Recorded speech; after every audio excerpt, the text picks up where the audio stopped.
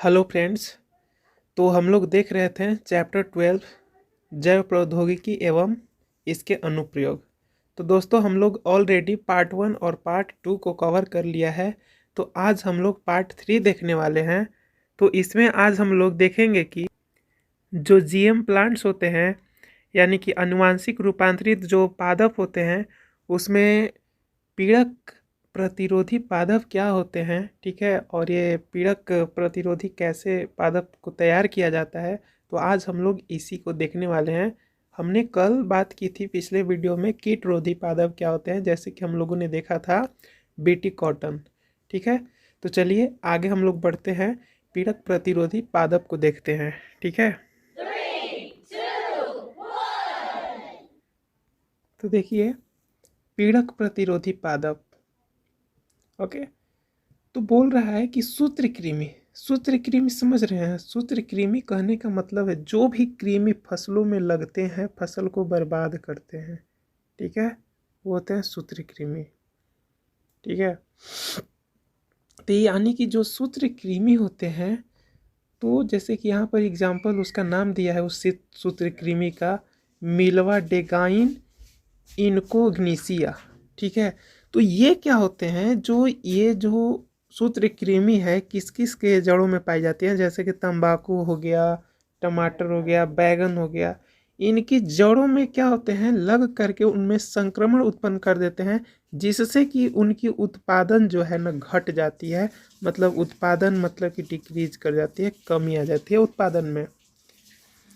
फिर देखिए कह रहे हैं कि इसके लिए एक विशेष प्रकार की तकनीक को विकसित किया गया है। एक विशेष प्रकार का एक तकनीक है, उसको विकसित किया है, जिसके द्वारा इस सूत्रकृमि के आक्रमण को रोका जा सकता है।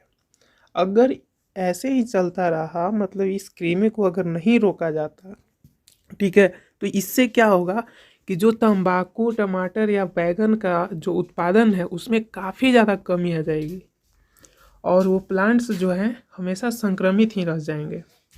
तो यानी कि इसके लिए एक तकनीक लाया गया, एक तकनीक को विकसित किया गया, ठीक है, जिसके द्वारा क्या किया जाता है कि इस सूत्रकृमि के आक्रमण को रोका जाता है एवं फसल को नष्ट होने से बचाया जाता है।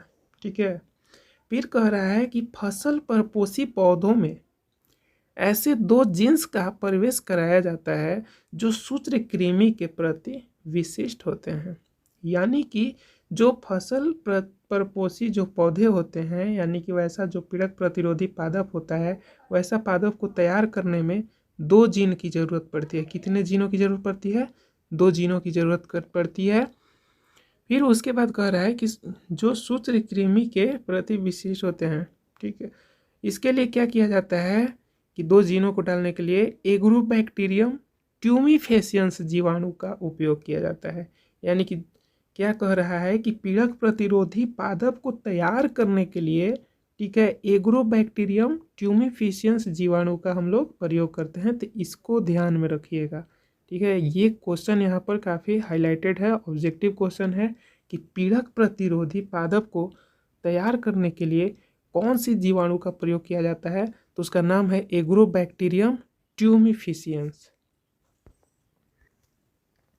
फसल परपोषी पौधों में ऐसे दो जीन्स को, ठीक है, प्रवेश करवाया जाता है जो सूत्रकृमि के प्रति विशिष्ट होते हैं। इसके लिए एग्रोबैक्टीरियम ट्यूमिफिशियंस जीवाणु का उपयोग किया जाता है, जो कि हमने अभी देखा। फिर कह रहा है कि प्रवेश कराया गया दोनों जीन, यानी कि जो जीन को हमने प्रवेश कराया वो जीन परपोषी पौधों में सेंस व एंटी सेंस आरएनए का निर्माण करते हैं। सेंस और एंटी सेंस आरएनए का मतलब है, जो कि हमने देखा था, जो सीक्वेंस होता है प्रोटीन का 5 to 3 और एक होता है 3 to 5, ये हमने देखा था ना। तो वही यानी कि वही सीक्वेंस है। ठीक है, तो इसी को बोला जाता है सेंस, यानी कि ऊपर वाले को हमने क्या बोला, सेंस आरएनए, ठीक है, जो नीचे वाला है उसका हो गया एंटी सेंस आरएनए। तो इस प्रकार के मतलब कि दो प्रकार के यहाँ पर आरएनए का निर्माण हो रहा है। फिर कह रहा है कि ये दोनों आरएनए एक दूसरे के पूरक होते हैं, जो द्विसूत्रीय आरएनए का निर्माण करते हैं, यानी कि द्विसूत्रीय बन रहे हैं। देखिए पहला है 5 to 3, ठीक, और दूसरा है हमारा 3' to 5'। ठीक है, तो इस तरह से क्या हो रहा है कि द्विसूत्रीय आरएनए का निर्माण हो रहा है। फिर ये जो द्विसूत्रीय आरएनए होते हैं यानी कि DS यानी कि डबल स्ट्रैंड आरएनए, ठीक, सूत्रकृमि के जो mRNA है, mRNA से जुड़कर क्या करते हैं, उन्हें जैविक रूप से निष्क्रिय कर देते हैं उनको, यानी कि उस जीव को ही जैविक रूप से निष्क्रिय कर देंगे। ठीक है, यानी कि उसको मारना शुरू कर देंगे। ठीक है, उनके कोशिकाओं को नष्ट करना शुरू कर देंगे। फिर कह रहा है कि यह प्रक्रिया RNA इंटरफेरेंस यानी कि RNA अंतरक्षेपण कहलाती है। ठीक है, यानी कि RNA अंतरक्षेपण किसको बोलेंगे कि हमने जो जीन का यानी कि दो जो जीन हम लोग यूज किए, ठीक है, और उसको हमने डाल दिया परपोषी पौधे में, तो उसमें जैसे कि सेंस एवं एंटी सेंस RNA का फिर निर्माण हुआ। उसके बाद ये जो RNA है, ठीक है, क्या किए कि द्विसूत्रीय RNA का निर्माण किए। फिर उसके बाद क्या हुआ कि mRNA से जुड़ करके उनको नष्ट करना शुरू कर देते हैं। ठीक है, तो इसी को हम लोग क्या कहते हैं, RNA अंतरक्षेपण, यानी कि हमने RNA को फिर डाला इस तरह से जिसमें mRNA साइलेंट हो जाते हैं।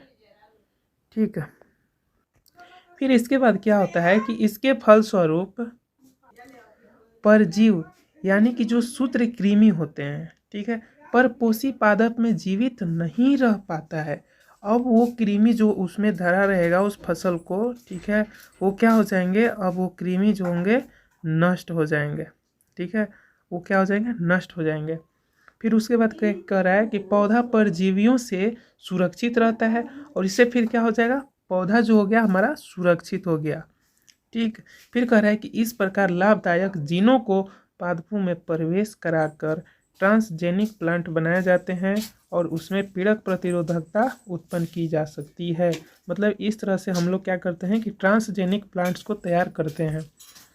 तो दोस्तों आज हम लोग इतना ही देखेंगे, बाकी कल की वीडियो में हम लोग देखेंगे इसका नेक्स्ट पार्ट में।